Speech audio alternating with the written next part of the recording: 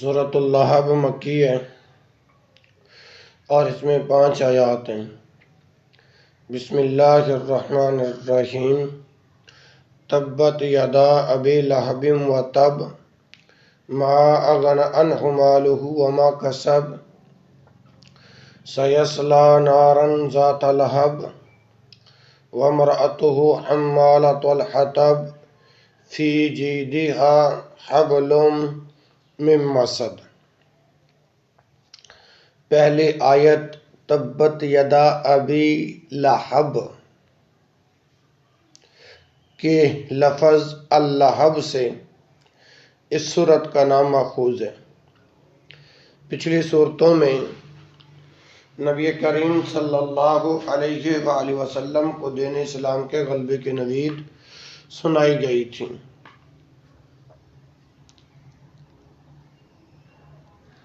اللہ اکبر اللہ۔ اس کے بعد صورتوں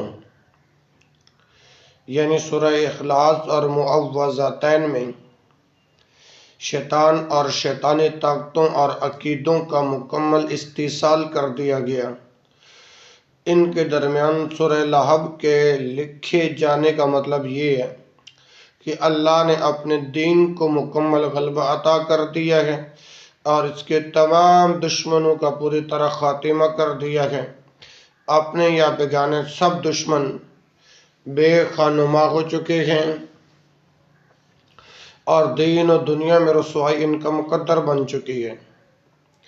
یہ سورت مکہ کے اس زمانے میں نازل ہوئی جب ابو لہب اور اس کی بیوی ام جمیل نے رسول اللہ صلی اللہ علیہ وسلم کے حد درجہ مخالفت کرنا شروع کر دی تھی۔ صحیح بخاری میں ہے کہ نبی کریم صلی اللہ علیہ وسلم پہاڑی پر چڑھ کر قریش کے لوگوں کو جمع کیا اور پوچھا، ذرا یہ بتاؤ، اگر میں تم سے کہوں کہ دشمن عنقریب تم پر حملہ آور ہونے والا ہے تو کیا تم میری بات کو سچ جانو گے؟ انہوں نے کہا ہاں۔ آپ نے فرمایا تو میں تمہیں ایک شدید عذاب سے جو تم پر آنے والا ہے آگاہ کرنے آیا ہوں۔ تباً لکا الہذا جمعتنا، یہ صحیح بخاری کے الفاظ ہیں، 4801 نمبر ہے۔ کیا تم نے ہمیں اس لیے جمع کیا تھا کہ ہلاک ہو جاؤ تم؟ اس پر اللہ تعالیٰ نے سورہ لہب نازل فرمائی۔ نبی کریم صلی اللہ علیہ وسلم جہاں بھی اسلام کی دعوت دینے کے لیے تشریف لے جاتے ابو لہب آپ کے پیچھے جاتا اور لوگوں کو آپ کی بات سننے سے روکتا۔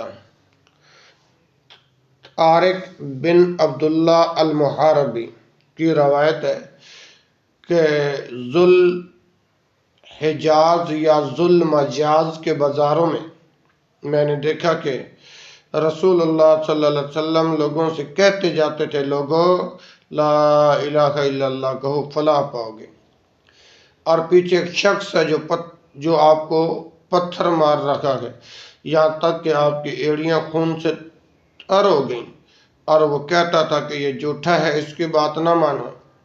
میں نے لوگوں سے پوچھا یہ کون ہے؟ لوگوں نے کہا کہ یہ ان کا چچا ابو لہب ہے۔ مستدرک حاکم صفحہ 39 یا حدیث نمبر 39۔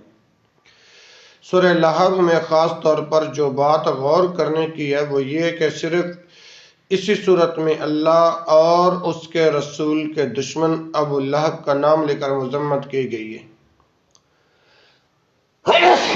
الحمدللہ۔ یہدیکم اللہ ویصلح بالکم، کیونکہ اس کی مخالفت ایک تو محض ذاتی مفادات کے باعث تھی اور دوسرے یہ کہ اس کے ساتھ نبی کریم صلی اللہ علیہ وسلم کا رشتہ صلہ رحمی کا مستحق تھا اور عرب اس اصول کے سختی سے پابند تھے۔ یہی وجہ کہ قریش کے دوسرے خاندانوں اور ان کے سرداروں نے تو نبی کریم صلی اللہ علیہ وسلم کی شدید مخالفت کی تھی، لیکن بنو ہاشم اور بنو مطلب نے نہ صرف یہ کہ آپ کی مخالفت نہیں کی بلکہ وہ کھلم کھلا آپ کی حمایت کرتے رہے۔ حالانکہ ان میں سے اکثر آپ کی نبوت پر ایمان نہیں لائے تھے، اس اخلاقی اصول کو صرف ابو لہب نے تمام عربی روایات کو پامال کر کے توڑا تھا۔ اس کے علاوہ اس صورت میں ہر قسم کے جو دشمنان اسلام ہیں، دشمنان اسلام کے مکمل صفایا کی نظیر سنائی گئی اور اس حقیقت کا اظہار کیا گیا کہ اعدائے دین کے مقدر میں ذلت اور رسوائی کے سوا کچھ نہیں ہے۔ سورت کے الفاظ میں بھی ہم آہنگی ہے اور تصویر کشی بھی۔ جہنم کی آگ یہاں شعلوں والی ہے، اس میں شعلہ رو ابو لہب داخل ہوگا۔ اس کی بیوی خاردار جھاڑ جنکار لاتی اور محمد صلی اللہ علیہ وسلم کو تکلیف پہنچانے کے لیے ان کے راہ میں ڈال دیتی تھی۔ خواہ الفاظ کے حقیقی معنی مراد لیے جائیں یا مجازی، ایندھن ہی وہ شے ہے جس سے آگ جلتی ہے اور اس سے لپیٹیں نکلتی ہیں۔ جمیل ان خاردار جھاڑیوں کو رسی سے باندھتی تھی۔ اللہ اکبر۔ اس لیے اس کا عذاب یہ ہوگا کہ کھجور کی چھال کی بٹی ہوئی رسی اس کی گردن میں باندھ کر اسے لپٹوں والی آگ میں جھونک دیا جائے گا، جزائے عمل کی جنس ہے۔ تصویر حقیقت سے پوری طرح ہم آہنگ ایندھن، رسی، آگ، شعلے، آگ میں داخل ہونے والا شعلہ رو ابو لہب اور اس کی بیوی ایندھن ڈھونڈنے والی یا ایندھن ڈھونڈتی ہوئی۔ اس کے بعد سورہ اخلاص ہے۔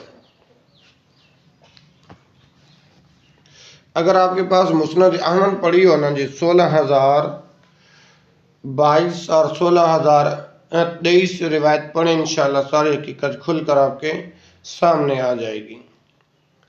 سورۃ اخلاص مکیہ، اس کی 4 آیات ہیں۔ بسم اللہ الرحمن الرحیم۔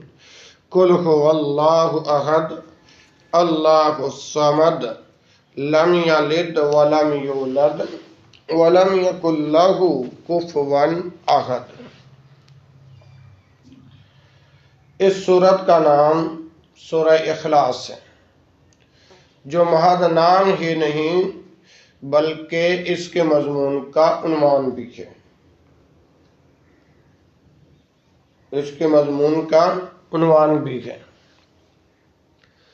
اس میں خالص توحید کا بیان ہوا گیا۔ سورہ لہب میں اس حقیقت کی طرف اشارہ کیا گیا تھا کہ آپ کے راستے کی تمام رکاوٹیں عنقریب دور ہوں گی اور آپ کی دعوت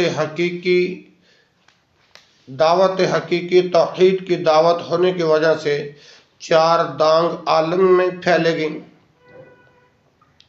سورہ کافرون عقیدہ توحید اور عقیدہ شرک میں کسی طرح کی مشابہت یا مصالحت کی نفی کے لیے، اور سورہ اخلاص عقیدہ توحید کی وضاحت و اثبات کے لیے ہے۔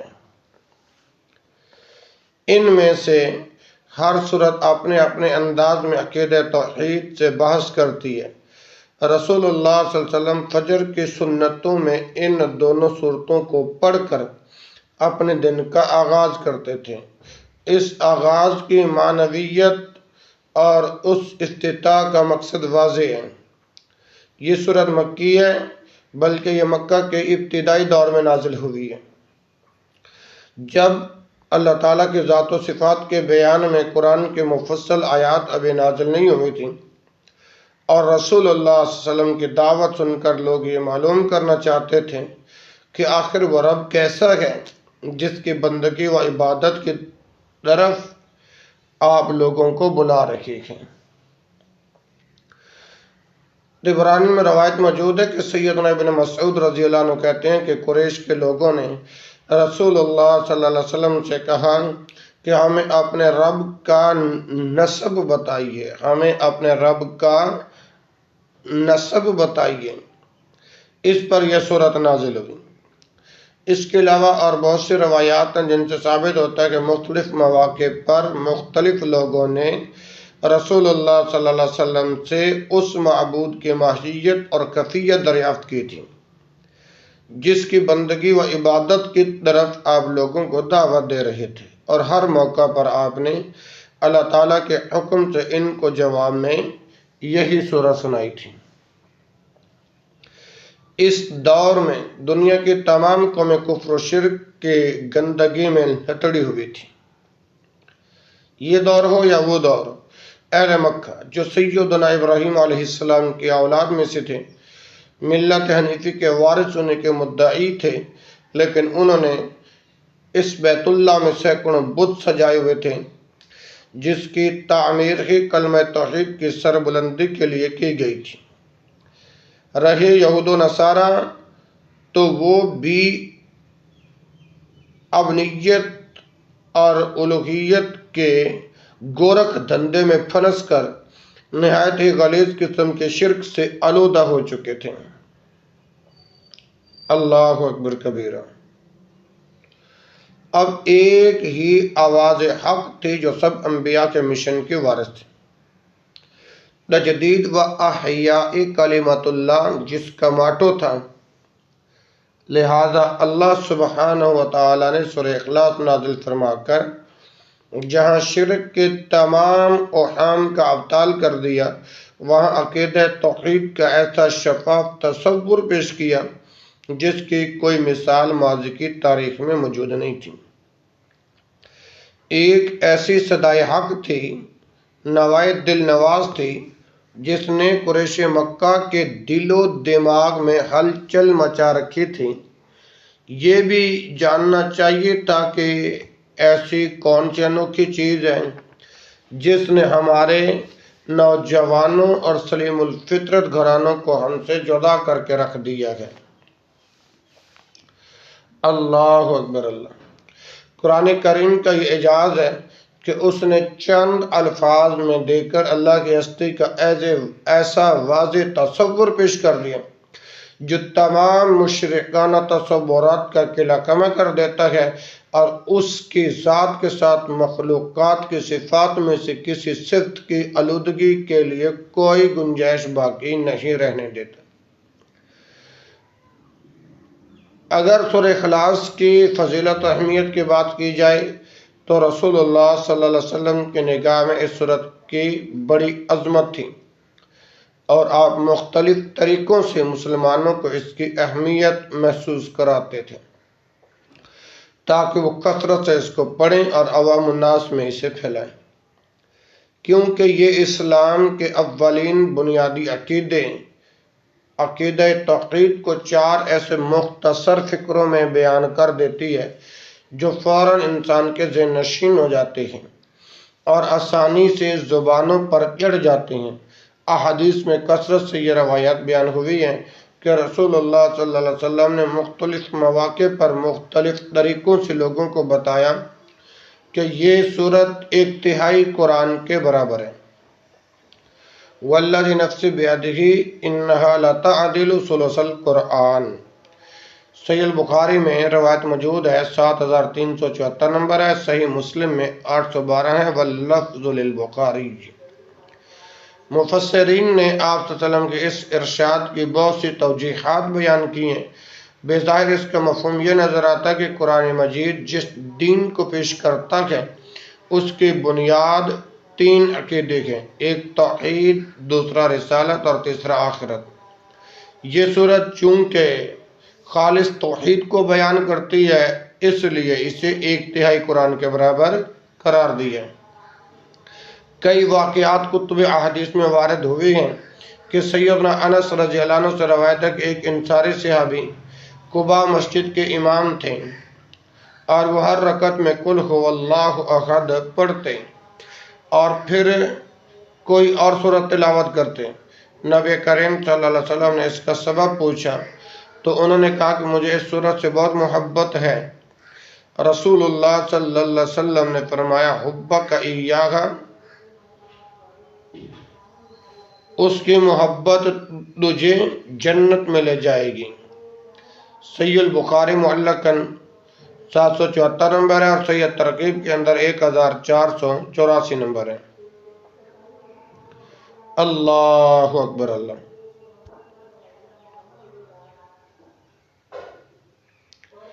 حبک ایاہا ادخلک الجنہ۔ ایک اور صحابی جو کسی جنگ مہم کے قائد بنا کر بھیجے گئے تھے، اس پورے سفر کے دوران میں ان کا یہ معمول رہا کہ وہ ہر نماز میں قرات کے آخر میں قل هو اللہ کو احد پڑھتے۔ واپسی پر ساتھیوں نے نبی کریم صلی اللہ علیہ وسلم کو بتایا تو آپ نے فرمایا ان سے پوچھو کہ وہ ایسا کیوں کرتے تھے۔ انہوں نے جواب دیا کہ اس صورت میں اللہ رحمان کی صفات بیان کی گئی ہیں، اس لیے اس کا پڑھنا مجھے بہت محبوب ہے۔ آپ صلی اللہ علیہ وسلم نے فرمایا اخبروہ ان اللہ تعالی یحبہ، اسے بتا دو کہ اللہ تعالیٰ بھی ان سے محبت کرتا ہے۔ صحیح البخاری میں یہ روایت موجود ہے، 7375 نمبر ہے اور صحیح مسلم میں 813 نمبر ہے۔ امام رازی رحمہ اللہ لکھتے ہیں کہ یہ صورت مبارکہ اللہ کی ذات پاک کے بارے میں ایسے ہی ہے جیسے نبی کریم صلی اللہ علیہ وسلم کے حق میں سورہ کوثر ہے۔ کیا ہے یہ سورہ کوثر ہے؟ توجہ میری طرف رہے ماشاءاللہ جی۔ کیا ہے؟ سورہ کوثر ہے۔ سورہ کوثر میں یہ تاثر دیا گیا ہے کہ انسان کے حق میں اولاد کا نہ ہونا عیب ہے، جبکہ اس صورت میں بتایا گیا ہے کہ اللہ کے حق میں اولاد کا ہونا عیب ہے جو کفار و مشرکین نے تجویز کی۔ اس لیے اس میں فرمایا کہ اے نبی آپ فرما دیجئے میرا دفاع کرنے والے بن جاؤ، اور سورہ کوثر میں فرمایا ہم نے آپ کو کوثر عطا فرمایا، میں یہ خود کہہ رہا ہوں تاکہ تم پر اعتراض کا دفاع کر دوں۔ اللہ اکبر۔ سیدنا عقبہ بن عامر رضی اللہ عنہ بیان کرتے ہیں کہ رسول اللہ صلی اللہ علیہ وسلم نے فرمایا کیا تجھے معلوم ہے کہ آج رات مجھ پر چند ایسی آیات نازل ہوئی ہیں کہ ان جیسی کبھی نہیں دیکھی گئیں۔ پھر آپ نے سورہ فلق اور سورۃ الناس کی تلاوت فرمائی۔ یہ صحیح مسلم میں روایت موجود ہے، 814 نمبر ہے، اور ابو داؤد میں ان سے روایت ہے کہ میں جعفر اور ابوا کے مابین رسول اللہ صلی اللہ علیہ وسلم کے ساتھ جا رہا تھا کہ اچانک ہمیں سخت اندھیری نے اپنی لپیٹ میں لے لیا، اور رسول اللہ صلی اللہ علیہ وسلم قل اعوذ برب الفلق اور قل اعوذ برب الناس پڑھ کر تعوذ کرنے لگے، اور مجھے فرمانے لگے اے عقبہ ان دونوں صورتوں کے ذریعے سے پناہ مانگو۔ کوئی کسی بھی پناہ طلب کرنے والے نے ان صورتوں جیسی صورت کے ذریعے پناہ نہیں مانگی۔ میں نے آپ کو الحمدللہ ان صورتوں کی تلاوت کر کے نماز پڑھاتے ہوئے بھی سنا ہے۔ سنن ابی داؤد میں روایت موجود ہے، 1463 نمبر ہے۔ میرے پیارے بھائیوں، سیدہ عائشہ رضی اللہ عنہ سے روایت ہے کہ رسول اللہ صلی اللہ علیہ وسلم سونے سے قبل سورہ اخلاص اور معوذتین اپنے ہاتھ پر پڑھ کر پھونکتے، پھر سر، چہرے اور بدن پر مسح کرتے اور ایسا 3 بار کرتے تھے۔ صحیح بخاری کی روایت ہے، 5017 نمبر ہے، 5017۔ لم یلد ولم یولد، اس وقت کی جتنی گمراہیاں یہود و نصارہ، مجوسیوں، مشرکین مکہ اور دیگر گمراہوں کے اندر الوہیت خداوندی کے ضمن میں پائی جاتی تھیں، ان سب کی نفی کر دی گئی کہ بے شک اللہ مالک الملک کا اپنی ساری مخلوق کے ساتھ سب سے قریبی واسطہ و تعلق ہے، لیکن یہ بھی سچ ہے کہ اس کا اپنی مخلوق سے توالد و تناسل کا کوئی تعلق نہیں ہے، اور یہ صرف نبوت محمدی وہی ربانی اور دین اسلام کا اعزاز ہے کہ اس نے اس دھرتی پر سب سے پہلے توحید کی حقیقت سے انسانوں کو اس شفاف طریقے سے آشنا کیا کہ کسی قسم کا اشتباہ نہ رہا۔ اسلام کے اس تصور توحید میں کوئی التباس ہے، نہ اشتباہ، الجھاؤ ہے، نہ قیاس کی گنجائش، کوئی پیچیدہ مسئلہ ہے، نہ الجھی ہوئی تھیوری، بلکہ یہ ایک مکمل نظریہ ہے، بے لاگ تصور، بے غبار عقیدہ اور روز روشن سے بھی زیادہ نکھرا اور نتھرا ہوا فلسفہ توحید ہے۔ اس کے بعد سورہ فلق شروع ہو رہی ہے۔ سورہ فلق مکی ہے اور اس میں 5 آیات ہیں۔ بسم اللہ الرحمن الرحیم۔ قل اعوذ برب الفلق من شر ما خلق ومن شر غاسق اذا وقب ومن شر النفاثات في العقد ومن شر حاسد اذا حسد۔ پہلے ہی آیت قل اعوذ برب الفلق کے لفظ فلق سے اس کا نام ماخوذ ہے۔ کیا ہے بھائی؟ اس کا نام ماخوذ ہے۔ اللہ اکبر اللہ۔ سابقہ صورت میں توحید کے خالص تصور کو اجاگر کیا گیا۔ توحید کو دین میں اساسی حیثیت حاصل ہے، اسی سے اللہ تعالیٰ نے اپنی کتاب کا آغاز فرمایا اور اسی پر اختتام۔ اس لحاظ سے اگر قرآن کے آخری سورہ اخلاص کو سمجھا جائے تو اس کے بعد کے 2 صورتیں فلق اور الناس وہ صورتیں ہیں جو نعمت کے اس خزانے کی پاسبان ہیں جن سے تمام آفات سے بندوں کو اپنے رب کی پناہ مانگنے کی تلقین کی گئی ہے۔ دونوں صورتوں میں تمام سماوی، ارضی، جسمانی و روحانی آفات سے بچنے اور محفوظ رہنے کا ایک جامع نسخہ بتایا گیا کہ اللہ تعالیٰ جو اس کائنات کا خالق و مالک ہے، صرف وہی شیطانی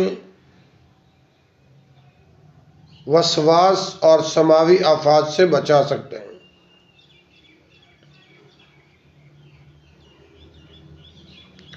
یہ صورت اور اس کے بعد کی صورت اللہ کی طرف سے نبی کریم صلی اللہ علیہ وسلم کو اور تمام اہل ایمان کو اس امر کی طرف متوجہ کرنے کے لیے ہے کہ وہ رحمت الہیہ کی آغوش اور پناہ گاہ میں پناہ لیں۔ ہر پوشیدہ و ظاہر، ہر معلوم و نامعلوم خطرناک شے سے بچنے کے لیے پناہ۔ یہ بات مجملاً بھی بیان فرمائی گئی اور تفصیل سے بھی۔ گویا اللہ ان کے لیے اپنی پناہ گاہ کے دروازے کھولتا اور اپنی آغوش رحمت وا کرتا ہے اور ان سے شفقت و محبت کے ساتھ کہتا ہے، یہاں آؤ، میرے حمی میں آؤ، میری پناہ میں آؤ، یہاں تم امن اور طمانینت پاؤ گے۔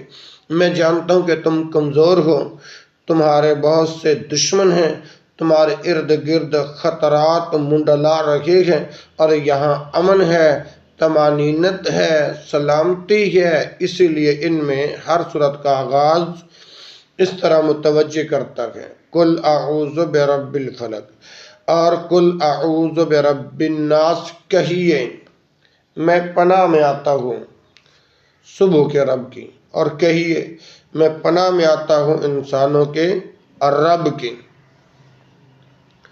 نیز ان صورتوں میں یہ بھی بتایا گیا ہے کہ شیطان انسان کو کس حد تک گمراہ کر سکتا ہے تاکہ دشمن کی طاقت کا صحیح اندازہ کر سکے اور ان کا مقابلہ پورے خود اعتمادی سے کر سکے۔ اللہ اکبر اللہ۔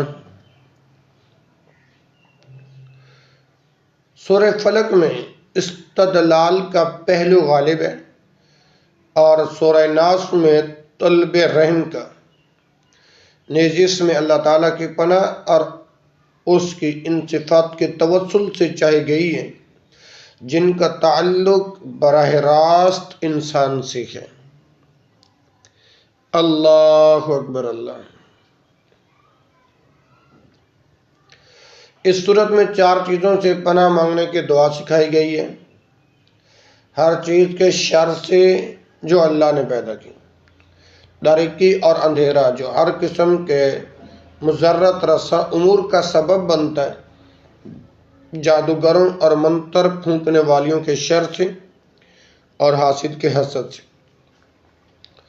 اس میں مطلقاً اور مجملاً تمام مخلوقات کے شر سے پناہ مانگی گئی ہے۔ میرے پیارے بھائیوں، جب مخلوقات کا ایک دوسرے سے ربط ہوتا ہے تو ان سے کچھ شر صادر ہوتے ہیں، جیسے کچھ دوسرے حالات میں ان سے خیر اور نفع کا صدور ہوتا ہے۔ اس آیت میں ان کے شر سے اللہ کی پناہ مانگی جا رہی ہے تاکہ ان کا خیر کا پہلو باقی رہے۔ جس مالک نے ان چیزوں کو پیدا کیا ہے وہ یقیناً اس بات پر قادر ہے کہ اشیاء کے نافع پہلو حاصل ہوں اور شر کے پہلو سامنے نہ آئیں۔ تمام مخلوقات کے شر سے پناہ مانگی گئی ہے مع اپنے سارے خطرات اور امکان مضرت کے۔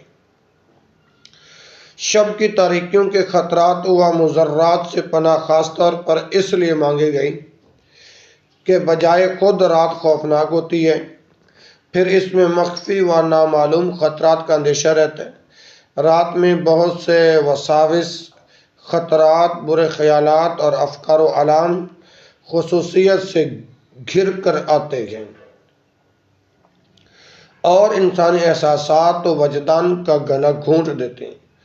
رات کی تاریکی شیطان کی آمد و رفت اور وسوسہ اندازی میں بھی معاون و مددگار ہوتی اور شہوانی جذبات و خواہشات تنہائی اور تاریکی میں توانا و بیدار ہو جاتی ہیں۔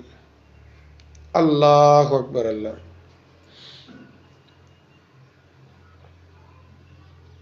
اکثر جرائم اور مظالم رات ہی کو ہوتے ہیں۔ چور، ڈاکو، قاتل وغیرہ عموماً رات ہی میں نکلتے ہیں۔ جنگلی جانوروں، شیر، چیتا، ڈنڈورا، بھیڑیا وغیرہ، نیز حشرات الارض، سانپ، بچھو، ان سب کے خطرات رات میں بڑھ جاتے ہیں۔ متعدد بیماریوں کے کیڑے ڈاکٹری تحقیقات کے مطابق اندھیرے ہی میں پرورش پاتے ہیں اور آفتاب کی روشنی میں ہلاک ہو جاتے ہیں، اور تکلیف دہ کیڑے مکوڑوں، مچھر، کھٹمل، پسو وغیرہ کے رات ہی میں نکلنے کا تجربہ تو ہر ایک کو ہے۔ عرب میں طوائف الملوکی کا جو حال ان آیات کے نزول کے وقت تھا، اس میں تو رات بڑی خوفناک چیز تھی۔ اس کے اندھیرے میں چھاپا مار نکلتے تھے اور بستیوں پر غارت گری کے لیے ٹوٹ پڑتے تھے، جس کی طرف سورہ عادیات میں اشارہ ہے۔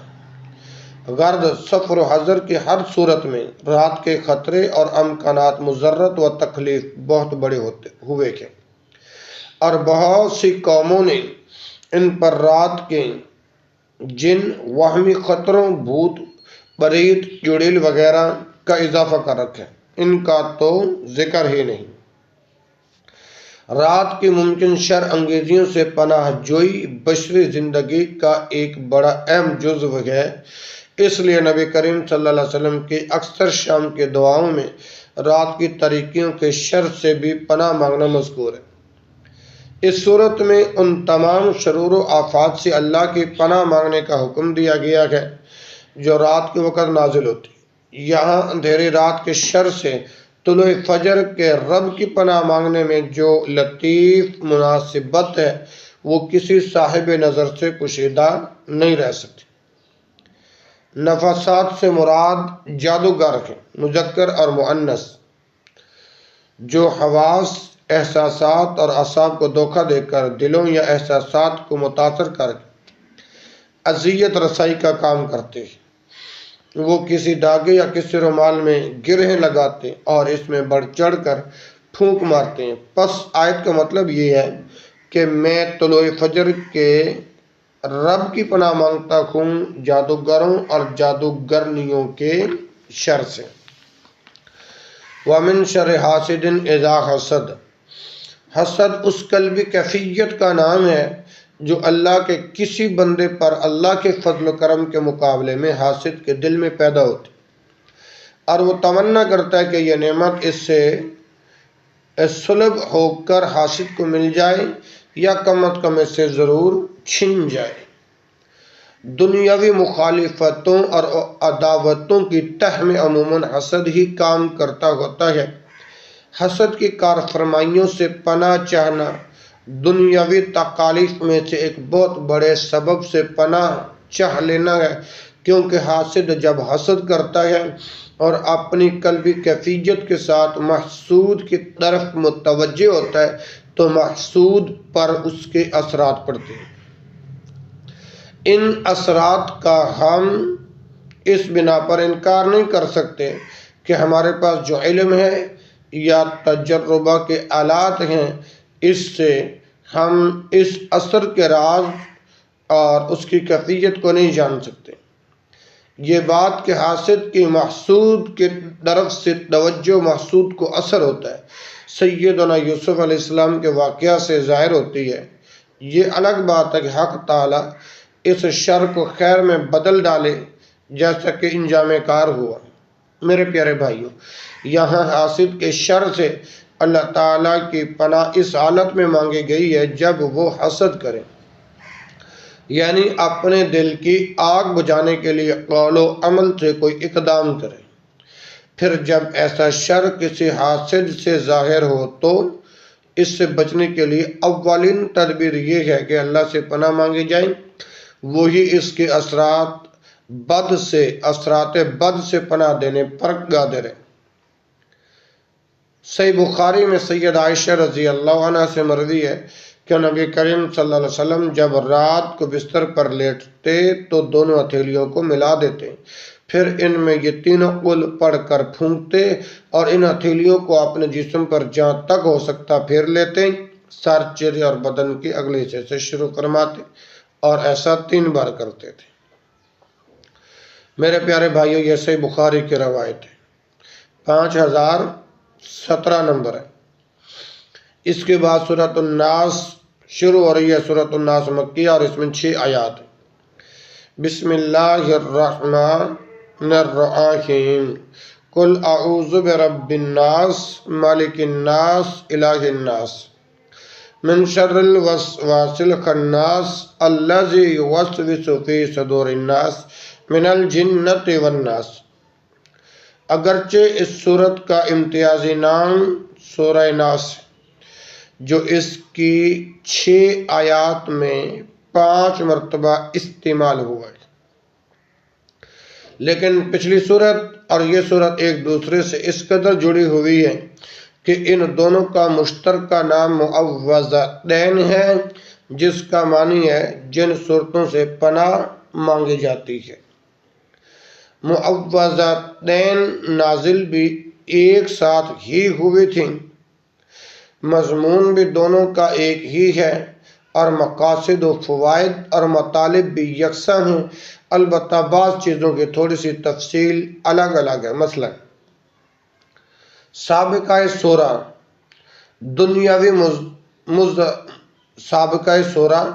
دنیاوی مضرتوں سے استعاذہ کی جامع تھی، سورہ ناس دینی مضرتوں سے استعاذہ کی جامع۔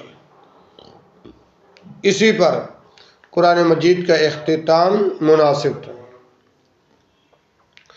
سورہ فلق میں شیطان کا حوالہ صرف اس کے ایک معروف کردار حسد سے آیا ہے، لیکن اس صورت میں اس کی اصل تکنیک، اس کے دائرہ نفوذ و اثر کہ انسان کو گمراہ کرنے کے معاملے میں شیطان کی جد و جہد کی رسائی کہاں تک ہے، اس کی ذات اور برادری اور اس سے متعلقہ ہر چیز سے پردہ اٹھا دیا گیا، تاکہ لوگ اپنے اس شاطر دشمن کو اچھی طرح پہچان لیں اور جن کمین گاہوں سے وہ حملہ آور ہو سکتا ہے اس سے ہوشیار رہیں۔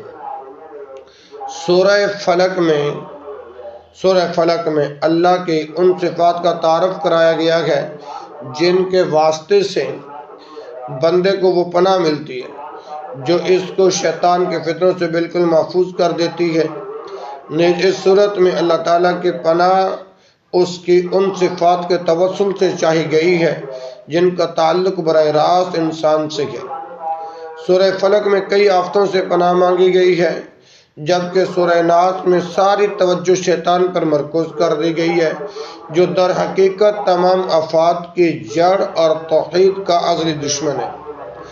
توحید دین کی اصل اساس ہے، اس لیے قرآن کا آغاز بھی توحید سے ہوا اور اس کی تکمیل بھی اسی پر ہوئی۔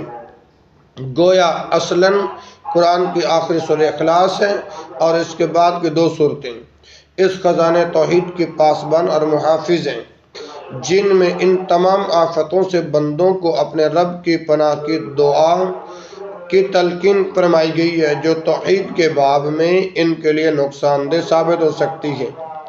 چونکہ شیطان انسان کا سب سے بڑا اور کھلا دشمن ہے، اس لیے اس کی ہر لمحہ خواہش ہوتی ہے اسے صراط مستقیم سے ہٹا دے اور شرک میں مبتلا کر دے۔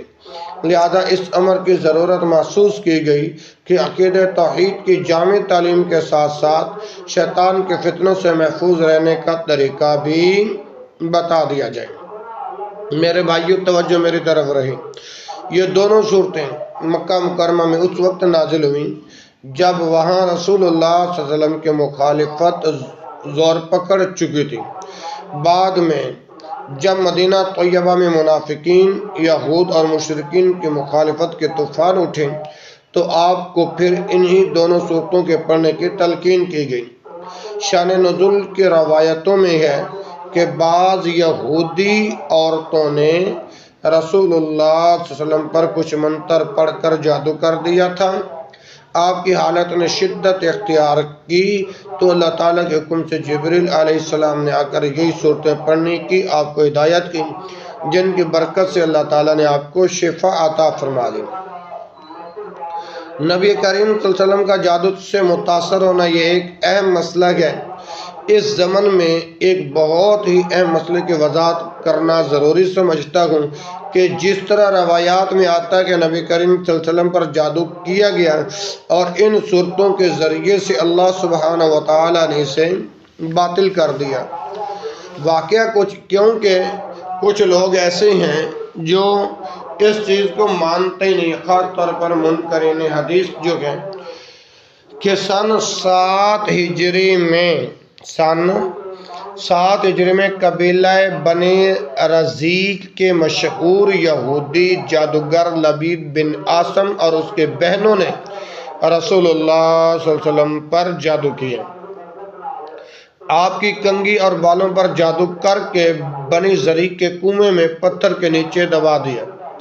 اس جادو کا اثر ہوتے ہوتے 1 سال لگ گیا، جس کی وجہ سے آپ سخت گھٹن محسوس کرنے لگ گئے۔ کوئی چیز اندر ہی اندر آپ کو گھلائے دے رہی تھی۔ کوئی دوسرا شخص آپ کی اس اندرونی کیفیت سے آگاہ نہ ہو سکا۔ آخر ایک رات جب آپ سیدہ عائشہ رضی اللہ عنہ کے گھر میں تھے، خواب میں آپ کے پاس 2 فرشتے آدمیوں کی صورت میں آئے۔ سمجھ آئی کہ نہیں؟ ایک سرہانے کی طرف اور دوسرا پائنتی کی طرف کھڑا ہو گیا۔ ایک سرہانے کی طرف، دوسرا پائنتی کی طرف کھڑا ہوا۔ ایک نے پوچھا انہیں کیا ہوا ہے؟ دوسرے نے جواب دیا کہ ان پر جادو ہوا ہے۔ اس نے پوچھا کس نے کیا ہے؟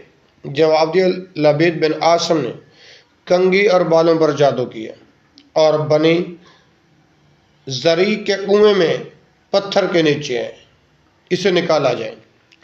چنانچہ کنویں سے پتلا نکالا گیا، اس میں سوئیاں چبھئی ہوئی تھیں۔ جبریل علیہ السلام نے بتایا کہ معوذتین پڑھ کر سوئیاں نکالتے جائیں۔ سوئیاں نکالنے پر آپ سے جادو کا اثر دور ہو گیا۔ یہ ہے اصل واقعہ۔ اب جو لوگ نہیں مانتے ان کے پاس اس حدیث کا کیا جواب ہے جو صحیح بخاری میں حدیث ہے 5765 5765۔ یہ واقعہ صحیحین میں موجود ہے، جس پر آج تک کسی محدث نے جرح نہیں کی۔ اس طرح کی کیفیت منصب رسالت کے قطعاً منافی نہیں ہے۔ نبی پر جادو کا اثر ہونا تو قرآن سے ثابت ہے۔ کس سے؟ قرآن سے ثابت ہے۔ سیدنا موسیٰ علیہ السلام جادو ہی سے متاثر ہوئے تھے، کہ ان کی رسیوں کو سانپ سمجھ کر ڈر گئے تھے۔ دلیل سورہ طٰہٰ کی آیت نمبر 66 اور 67 پڑھ لیں۔ فَإِذَا حِبَالُهُمْ وَعَصِيُّهُمْ يُخَيَّلُ إِلَيْهِ مِنْ سِحْرِهِمْ أَنَّهَا تَسْعَىٰ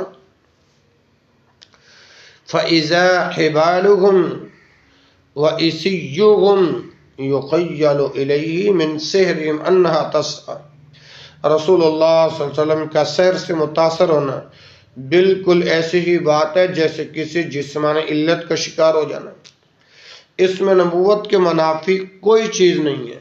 جیسے آپ کبھی کبھی بیمار ہوئے، بعض اوقات غشی طاری ہو گئی، یا کئی مرتبہ نماز میں سہو ہو گیا اور آپ نے فرمایا انما انا بشر انسا کما تنسون فاذا نسیت فذکرونی، میں بھی ایک بشر ہوں، جیسے تم بھولتے ہو میں بھی بھولتا ہوں۔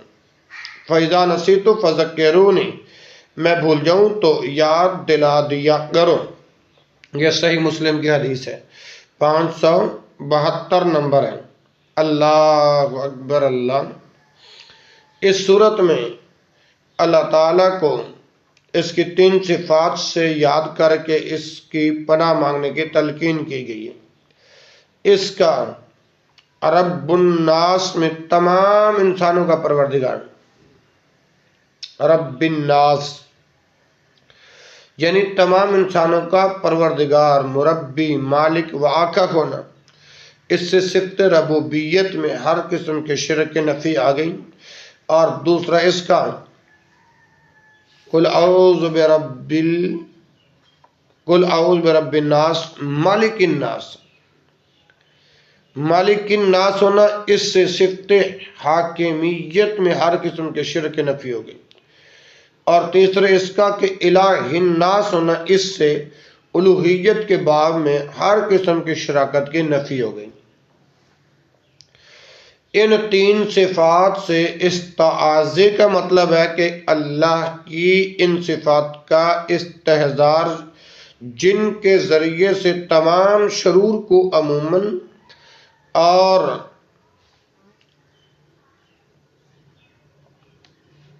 وسواس اور الخناس،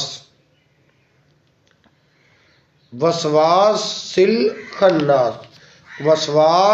اور یا یوں کہہ لیں وسواس الخناس کے شر کو خصوصاً دفع کیا جاتا ہے۔ یعنی میں اس اللہ مالک الملک کی پناہ مانگتا ہوں جو انسانوں کا رب، بادشاہ اور معبود ہونے کی حیثیت سے ان پر کامل اقتدار رکھتا ہے، جو اپنے بندوں کی حفاظت پر پوری طرح قادر ہے، جو واقعی اس شر سے انسانوں کو بچا سکتا ہے۔ یہی نہیں بلکہ چونکہ وہی رب، بادشاہ اور الہ ہے، اس لیے اس کے سوا اور کوئی ہے ہی نہیں جس سے میں پناہ مانگوں یا جو حقیقت میں پناہ دے بھی سکتا ہوں۔ خناس شیطان کا ایک صفاتی نام بھی ہے، یعنی وہ حق تعالیٰ کا ذکر سن کر سکڑنے لگتا ہے۔ امام راغب لکھتے ہیں کہ لغت میں خناس خنوس سے ہے، جس کے معنی ظاہر ہونے کے بعد چھپنے یا آنے کے بعد پیچھے ہٹ جانے کے ہیں۔ اور خناس چونکہ مبالغے کا صیغہ ہے، اس لیے اس کے معنی یہ فعل بکثرت کرنے والے کے ہوئے۔ شیطان اور خناس کے اس بار بار پیچھے ہٹنے سے یہ بات بھی عیاں ہوتی ہے کہ شیطان انسان کے مقابلے میں کمزور ہے اور ناخوشگوار صورتحال کا مقابلہ کرنے کے لیے چوکن اور بیدار ہے، جو ایک کمزور کی نفسیاتی علامت ہے۔ مومن جنگ کے لیے تیار ہو تو شیطان کمزور و ناتواں ثابت ہوتا ہے۔ یہ خیر اور شر کی طویل جنگ ہے جو ازل سے جاری ہے اور ابد تک رہے گی۔ آپ کو یاد آ رہا ہوگا سورۃ الاسراء کی آیت نمبر 65 کے اندر رب العالمین نے فرمایا ان عبادی لیس لک علیہم سلطان وکفی بربک وکیلا، بے شک میرے بندوں پر تجھے کوئی اختیار نہ ہوگا۔ اس بات کا اقرار خود زیاد کو بھی ہے، اس نے خود اقرار کیا کہ تیرے مخلص بندوں پر میرا کوئی اختیار نہ ہوگا۔ سورۃ صاد کی آیت نمبر 72 اور 73 دیکھ لیں۔ قال فبعزتک لأغوینہم اجمعین الا عبادک منہم المخلصین۔ من الجنت والناس میں من جو ہے اب ازیہ ہے، من الجنت والناس میں من جو ہے تب ازیہ ہے، یعنی ان وسع اندازوں میں سے کوئی جن ہوتا ہے اور کوئی انسان۔ سمجھ آ گئی؟ شیاطین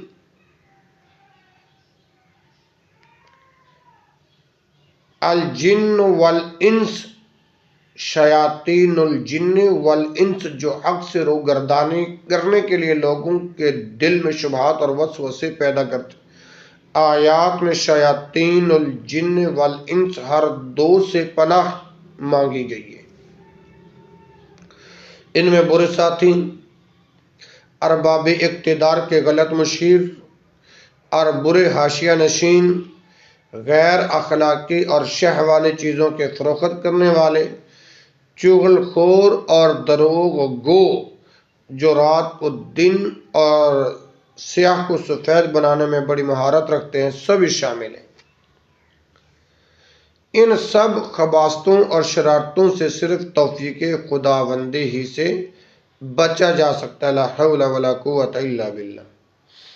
نسائی کی روایت میں ہے کہ نبی کریم صلی اللہ علیہ وسلم نے سیدنا ابو ذر رضی اللہ عنہ سے فرمایا، یا ابا ذر تعوذ باللہ من شر شیاطین الانس والجن۔ اے ابو ذر، تم شیاطین انس اور شیاطین جن کے شر سے اللہ کی پناہ مانگو۔ سیدنا ابو ذر رضی اللہ عنہ عرض کرنے لگے، کیا انسانوں میں بھی شیاطین ہوتے ہیں؟ آپ نے فرمایا ہاں۔ سنن نسائی کی روایت ہے، سنن نسائی کی روایت 5507 نمبر ہے، 5507۔ چونکہ انسان ان مخفی وساوس کے دفع کرنے سے عاجز ہے، اس لیے اللہ تعالیٰ نے اس خطرناک جنگ کے سلسلے میں اسے ساز و سامان، ڈھال اور اسلحے کے نشاندہی کر دی گئی ہے۔ اللہ اکبر۔ لیکن سورہ فیل سے لے کر اب تک صورتوں کا مضمون ذہن میں رہے تو قرآن کریم کی ان آخری صورتوں کی اہمیت اور مضمون بخوبی سمجھ آ سکتا ہے۔ یہ صورتیں نبی کریم صلی اللہ علیہ وسلم کی سیرت طیبہ کی بہترین عکاسی کرتی ہیں اور ان حالات کی بھی نشاندہی کرتے ہیں جن سے نبی کریم صلی اللہ علیہ وسلم کو واسطہ پڑتا تھا۔ میرے پیارے بھائیوں، مکہ میں دعوت اسلامی کا آغاز ہوتے ہی محسوس ہونے لگتا تھا کہ رسول اللہ صلی اللہ علیہ وسلم نے گویا بھیڑوں کے چھتے میں ہاتھ ڈال دیا ہے۔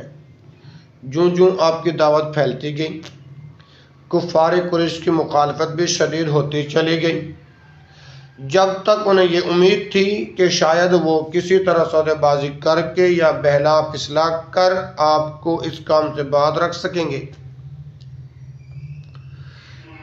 اس وقت تو اعنات کی شدت میں کچھ کمی رہی، لیکن جب رسول اللہ صلی اللہ علیہ وسلم نے ان کو اس طرف سے بالکل مایوس کر دیا کہ آپ کے ساتھ دین کے معاملے میں کوئی مصالحت کرنے پر آمادہ ہو سکیں گے، اور سورہ کافرون میں صاف صاف ان سے کہہ دیا گیا کہ جن کی بندگی تم کرتے ہو ان کی بندگی کرنے والا میں نہیں ہوں، اور جن کی بندگی میں کرتا ہوں اس کی بندگی کرنے والے تم نہیں ہو، اس لیے میرا راستہ الگ ہے اور تمہارا راستہ الگ ہے۔ تو کفار کے دشمنی اپنے عروج پر پہنچ گئی۔ جن خاندانوں کے افراد نے اسلام قبول کر لیا، جن خاندانوں کے افراد نے اسلام قبول کر لیا تھا ان کے دلوں میں تو رسول اللہ صلی اللہ علیہ وسلم کے خلاف ہر وقت بھٹیاں سلگتی رہتی تھیں، گھر گھر آپ کو کوسا جا رہا تھا، خفیہ مشورے کیے جا رہے تھے کہ کسی وقت رات کو چھپ کر آپ کو قتل کر دیا جائے تاکہ بنی ہاشم کو قاتل کا پتہ نہ چل سکے اور وہ بدلہ نہ لے سکیں۔ آپ کے خلاف جادو ٹونے کیے جا رہے تھے تاکہ آپ یا تو وفات پا جائیں یا سخت بیمار پڑ جائیں، سمجھ آئی کہ نہیں، دیوانے ہو جائیں۔ شیاطین جن و انس ہر طرف پھیل گئے تھے تاکہ عوام کے دلوں میں آپ کے خلاف کوئی وسوسہ ڈال دیں اور لوگ بدگمان ہو کر آپ سے دور بھاگنے لگے۔ بہت سے لوگوں کے دلوں میں حسد کی آگ جل رہی تھی کیونکہ وہ اپنے سوا یا اپنے قبیلے کے کسی آدمی کے سوا دوسرے کسی شخص کی چراغ جلتا نہ دیکھ سکتے تھے۔ ان کی تاریخ میں پہلی مرتبہ ایسا ہوا کہ انہی کی قوم، نسل و خاندان اور علاقے سے ایک نبی اٹھا، ورنہ نبوت اور رسالت پر یہودی اپنی اجارہ داری سمجھتے تھے۔ لیکن اس سب کے باوجود یہ قوم مخالفت کر رہی تھی جس کا کوئی اخلاقی، سماجی اور عربی اقدار میں بھی ہرگز جواز نہ تھا۔ ان کفار مکہ نے اسلام کے نام لیواؤں کا جینا حرام کر ڈالا، انہیں ایسی اذیتیں دی کہ فرعون کے روح بھی شرما گئی۔ محمد عربی صلی اللہ علیہ وسلم کو المناک اذیتیں دیں۔ آپ کا بیٹا فوت ہوا تو یہ خوشی سے ناچنے لگے، آپ کی پیٹھ پر اونٹ کا اوجڑ ڈال دیتے، آپ کے دروازے پر خاردار جھاڑیاں لا کر ڈال دیتے، اللہ میری توبہ، تاکہ ان کے معصوم بچوں کے پاؤں زخمی ہوں۔ آپ کی بیٹیوں کا رشتہ بڑی اہانت کے ساتھ توڑوا دیا گیا، آپ کو مجنون، دیوانہ، کاہن اور شاعر کہتے اور آپ پر جادو کے ذریعے سے اثر انداز ہونے کی کوششوں میں لگے رہتے۔ ان حالات میں اللہ نے اپنے حبیب کی پوری خبر گیری رکھی، انہیں تسلی دلائی کہ آپ کی نبوت و عزت کا سورج عروج کی طرف رواں رہے گا۔ وَالضُّحَىٰ، تم رات کی طرف پرسکون ہو جاؤ گے۔ وَاللَّيْلِ اِذَا سَجَىٰ، تمہارے رب نے تم سے ہرگز بے اعتنائی نہیں کی۔ مَا وَدَّعَكَ رَبُّكَ وَمَا قَلَىٰ، آنے والا وقت آپ کے لیے موجودہ وقت سے بہتر ہوگا۔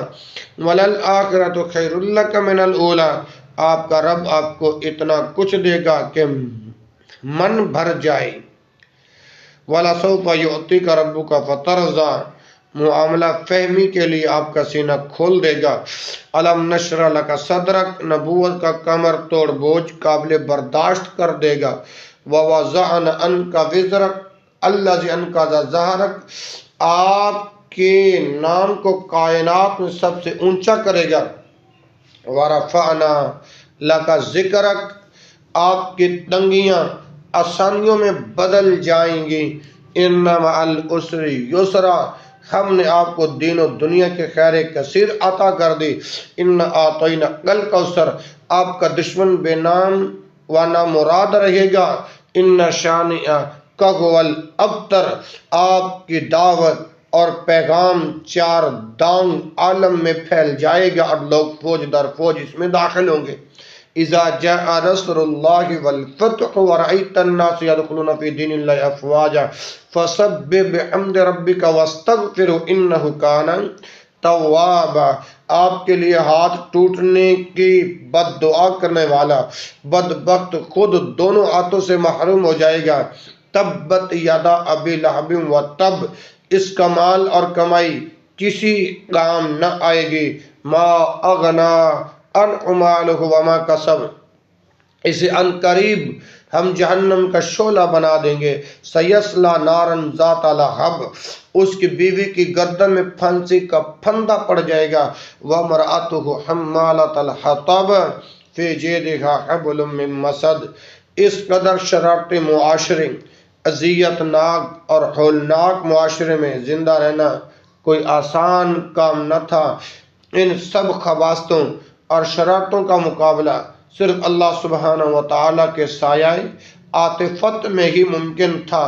اس غرض سے یہ صورتیں بطور اعتماد، توکل اور حفاظتی حصارت کی نازل کی گئی، جن میں ہر قسم کے شر سے رب بالفلق کی پناہ مانگی گئی۔ قل اعوذ برب الفلق۔ اللہ اکبر۔ سورۃ فاتحہ اور ان صورتوں کی مناسبت کیا گیا آخری گزارشات ہیں کہ آخری چیز جو معوذتین کے بارے میں قابل توجہ ہے وہ قرآن کے آغاز اور اختتام کی مناسبت ہے۔ اگرچہ قرآن مجید ترتیب نزول پر مرتب نہیں کیا گیا، مگر 23 سال کے دوران میں مختلف حالات، مواقع اور ضروریات کے لحاظ سے نازل ہونے والی آیات اور صورتوں کو رسول اللہ صلی اللہ علیہ وسلم نے بطور خود نہیں بلکہ ان کے نازل کرنے والے کے حکم سے اس شکل میں مرتب فرمایا۔ اس ترتیب کے لحاظ سے قرآن کا آغاز سورۃ فاتحہ سے ہوتا ہے اور اختتام معوذتین پر۔ اب ذرا دونوں پر ایک نگاہ ڈالیے۔ آغاز میں اللہ رب العالمین الرحمن الرحیم مالک یوم الدین کی حمد و ثنا کر کے بندہ عرض کرتا ہے کہ میں آپ ہی کی بندگی کرتا ہوں اور آپ ہی سے مدد چاہتا ہوں۔ سب سے بڑی مدد جو مجھے درکار ہے وہ یہ کہ اہدنا الصراط المستقیم، کہ مجھے سیدھا راستہ بتائیے۔ جواب میں اللہ تعالیٰ کی طرف سے سیدھا راستہ دکھانے کے لیے اسے پورا قرآن دیا جاتا ہے اور اس کو ختم اس بات پر کیا جاتا ہے کہ بندہ اللہ تعالیٰ سے جو رب الفلق ہے، رب الناس ہے، مالک الناس ہے اور الہ الناس، عرض کرتا ہے کہ میں ہر مخلوق کے ہر فتنے اور شر سے محفوظ رہنے کے لیے آپ ہی کی پناہ لیتا ہوں، اور خصوصاً شیاطین، جن و انس کے وسوسوں سے آپ کی پناہ مانگتا ہوں، کیونکہ راہ راست کی پیروی میں وہی سب سے زیادہ مانے۔ اللہ اکبر۔ اللہ میرے محترم بھائیوں، اللہ کے فضل و کرم سے بحمد اللہ اس مقدس ماہ سیام کے اندر جو آپ سے وعدہ کیا گیا تھا، اللہ کی توفیق سے ان 30 سپاروں کا خلاصہ مکمل ہو گیا۔ اتنے عظیم الشان جلیل القدر کام میں تسلسل برقرار رکھنا محض توفیق خداوندی ہی سے ہے، ممکن ہو، ورنہ میں کئی مقامات پر ہتھیار ڈال بیٹھا تھا۔ قرآن پر کام کرتے ہوئے بے شمار مشکل مقامات آتے ہیں، تفسیر و تعبیر کی غلطی سے بھی دل کانپتا ہے، لرزتا ہے، اپنی بے معنیگی کا احساس بعض دفعہ شدت سے محسوس ہوتا ہے۔ کمپیوٹر میں بعض دفعہ فنی رکاوٹیں در آتی ہیں، موسموں کی گرمی، سردی، خانگی مصروفیات، کاروباری معمولات، بیرون ملک اسفار اور بے شمار مصروفیات حائل ہو جاتی ہیں، لیکن ان سب کے باوجود یہ حقیر سی محنت تمام ہوئی۔ اللہ اکبر۔ اللہ میں جب پیچھے مڑ کر دیکھتا ہوں تو حیران ہو جاتا ہوں کہ یہ سب کچھ کیسے ہو گیا۔ ھذا من فضل ربی، یہ اللہ کی توفیق سے ہی الحمدللہ جو کام اب تک ہوا ہے وہ تو کافی زیادہ ہے، کیونکہ تفصیلی تفسیر کو مکمل کرنے کا پروگرام ہے، لیکن یہ چونکہ ماہ سیام تھا، برکتوں والی گھڑیاں تھی، یہ اس کا خلاصہ ہے جو اللہ کی توفیق سے غالباً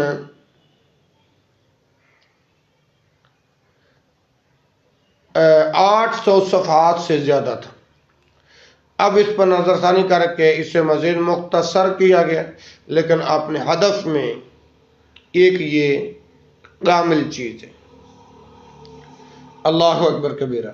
اگر آپ دقت نظر سے اس گفتگو کو سماعت فرمائیں گے جو بابرکت مہینے میں کی گئی، آپ کو جا بجا تشنگی محسوس ہوگی، کیونکہ اس میں نے تفصیلی مباحث سے گریز کیا ہے۔ اللہ اکبر۔